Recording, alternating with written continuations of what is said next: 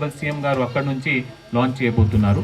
So దానికి సంబంధించిన data ఇప్పుడు మీరు మాకు ప్రజాపాలనలో కానీ తర్వాత సిప్సి అంటే కులగణనలో కానీ సో వేరే వేరే దరఖాస్తు ద్వారా సో మన దగ్గర ఏమేమి దరఖాస్తులు ఉన్నాయి, డేటా ఉన్నాయి, అది ప్రాసెస్ చేసి ఇప్పుడు మన దగ్గర ఒక జాబితా తయారు చేయడం జరిగింది.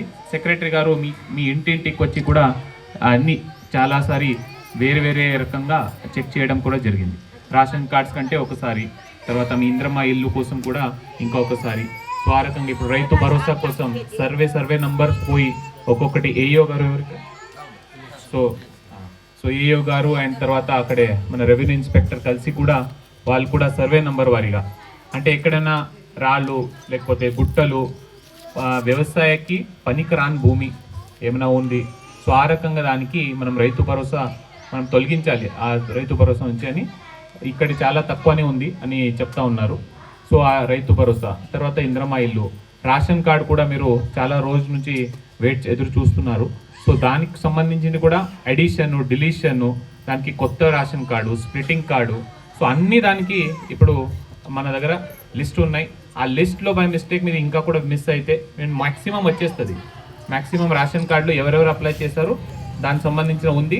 దాంట్లో ఓన్లీ క్రైటీరియా ఏముంటాయంటే మీరు గవర్నమెంట్ జాబ్లో ఉండకూడదు, తర్వాత మీరు పెన్షనర్ ఉండకూడదు, లేకపోతే మీ దగ్గర 4-వీలర్ ఉండకూడదు, 7.5 ఎకరాలకి ఎక్కువ ఉండకూడదు, ఇన్కమ్ లిమిట్ ఉంటాయి.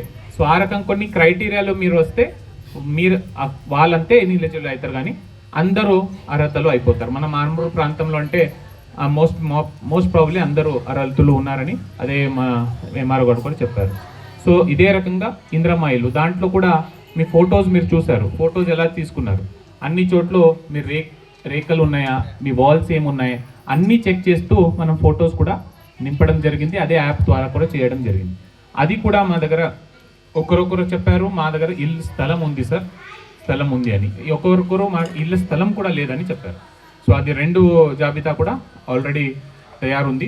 సో అది కూడా మీరు దీంట్లో కూడా బై మిస్టేక్ మీకు మిస్ అయింది, నాకు కూడా రేఖలు ఉన్నాయంటే నాకు కూడా అర్హతలు ఉన్నాయి అనుకుంటే మీరు ఇమీడియట్లీ ఇచ్చేస్తే అగైన్ దానికి పరిశీలిస్తాం. సో దీంట్లో మీ ముందు ఒక ప్రయారిటీ ప్రొబబుల్ లిస్ట్ ఒకటి పెట్టుకొని మీ ద్వారానే మనకు ఎక్కువ తెలుస్తుంది. ఎందుకంటే గ్రామ సభకు వెళ్తే గ్రామ సభలో ప్రజలకి ఎక్కువ తెలుసుంటే ఆ ఉద్దేశంతో మీ ముందు ఇది అన్ని లిస్ట్ కానీ ఇదన్నీ పేర్లు చదవడం అదన్నీ ఒక ప్రక్రియతో మనం చేస్తున్నాం.